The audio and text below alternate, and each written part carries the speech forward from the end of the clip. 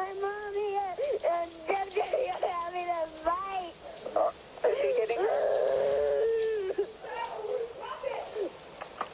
I'm talking to the police, Mommy. Stop it! Stop it! Could you just send the police, please? Okay, we're going to be there. What's going on? They're having a fight because this has been going on forever and ever. Oh my God! What's the matter? Hello?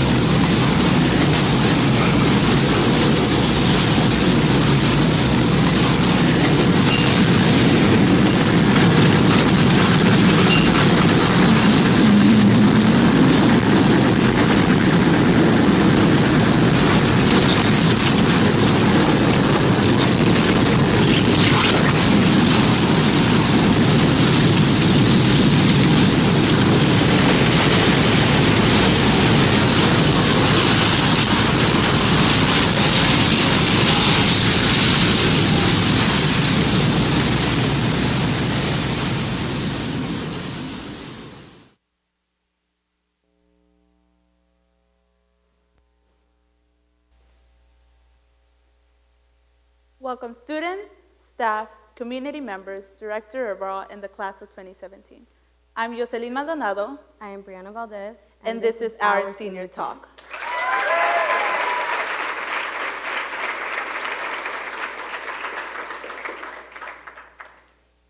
Like all natural disasters, such as tornadoes, domestic violence causes massive destruction to homes. Take a look at the domestic violence statistic on the screen. On average, nearly 20 people per minute are being physically abused by an intimate partner in the United States. During 1 year, this equates to more than 10 million women and men. 1 in 3 women and 1 in 4 men have been victims of some form of physical violence by an intimate partner within their lifetime. This is a shocking statistic and something that many people have to live through every day of their lives. I know that this is true to Briana's and my story. At a young age, we both watched domestic violence happen within our household.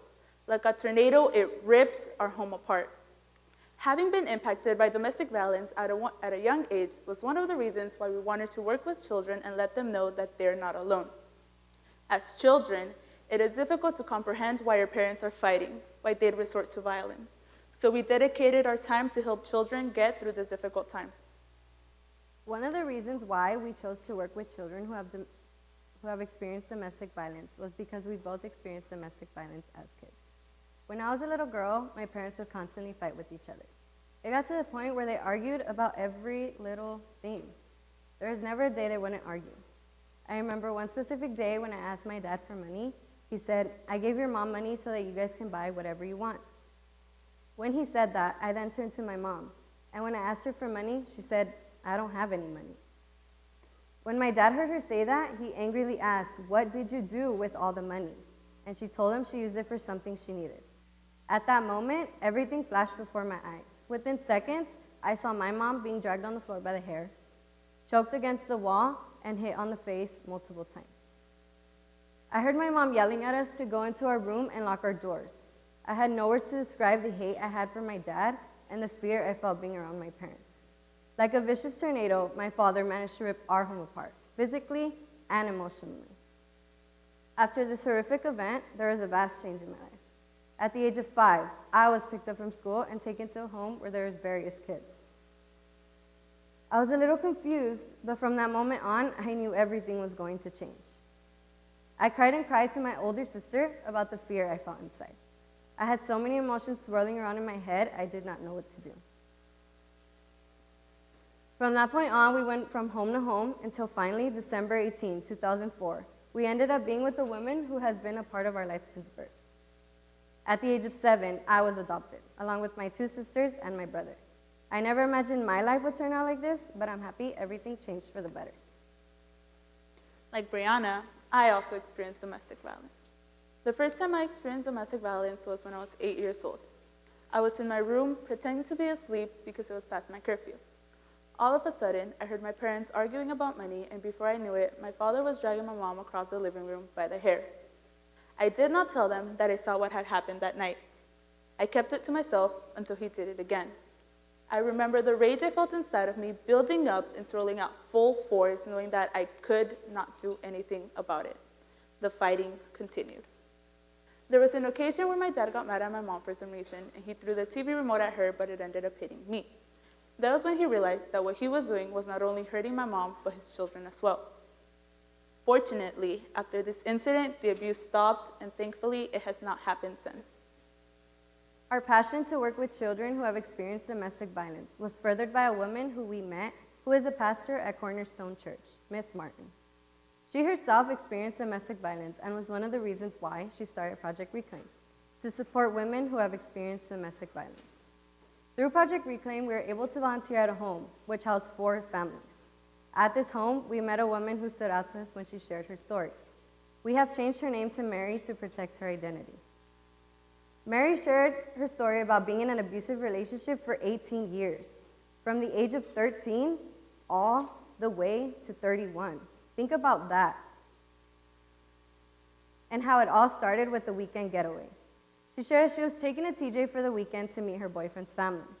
What started off as a weekend getaway turned into days, which then turned into weeks, and weeks turned into months. She ended up being locked inside a house for 10 years with no way of getting out. She told us that her boyfriend locked all the doors from the outside and chained up all the windows. She ended up having 4 kids and 2 miscarriages. Her boyfriend verbally abused her as well as told her there was no use of trying to escape because no one will want someone who has so many kids. Through the constant abuse, Mary found a way to escape on one fateful day. Her boyfriend's uncle knew of the abuse and decided to help her. One day, he buried money and passports in the front yard for her to take and escape.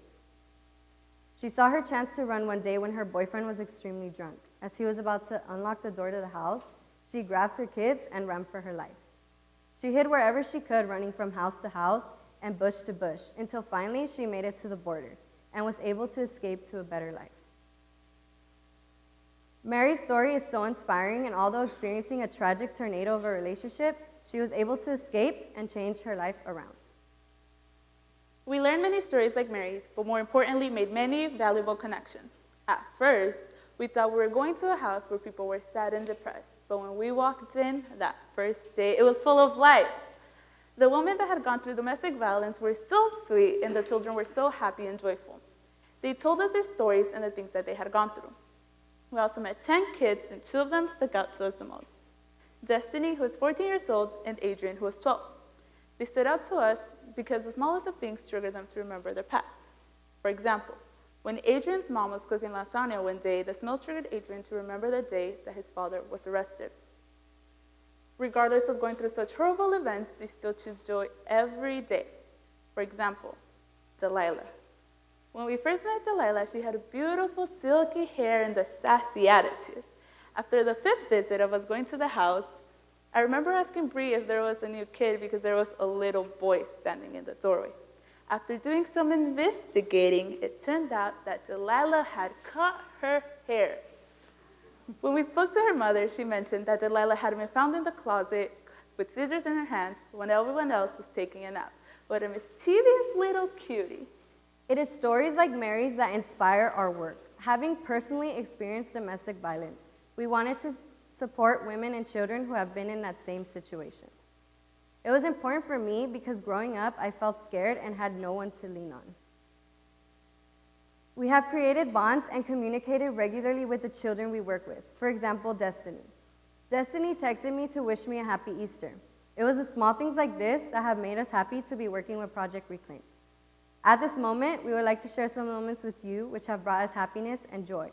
Please take a look at our journey working with Project Reclaim.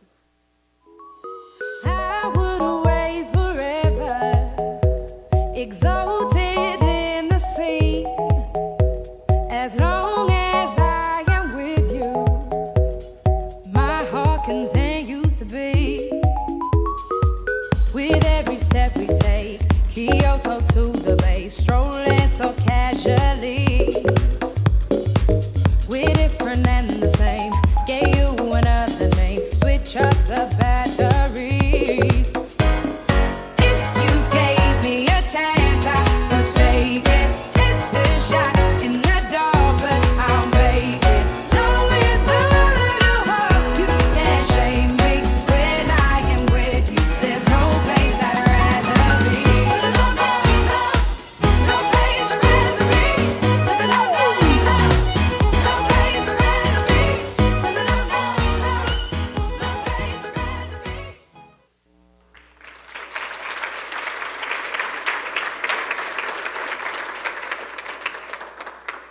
With children like Dustin and Delilah, we learned that there are kids out there going through hard times and still find positivity. It taught me that even when I'm having a bad day, I need to think of all the good things I have in my life and be thankful for them. Why complain about something small when there are men and women facing hardships like domestic violence and even so still remaining strong? The work that we have done has also gotten us closer to the children. There is one specific child who has gotten attached to us the most. His name is Junior. Before we leave, he gives us the biggest hugs. Trinity waits for us in the driveway, and Gisela says silly things like, "Are you leaving? Because please don't." Working with children, we wanted to make sure that we created joyful events for them to experience. On Valentine's Day weekend, we made bags full of treats for them to enjoy. During Easter weekend, we planned an egg hunt. They were so excited. Get it? Working? In fact, take a look for yourself.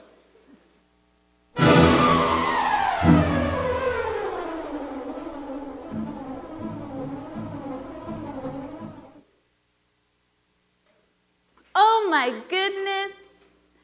Seeing the excitement in their faces when we told them that the eggs were ready to be found was amazing. It brought so much joy to our hearts to see them so happy. They did not hesitate to share their candy with us and how many eggs they had found. We also took a few kids to SeaWorld.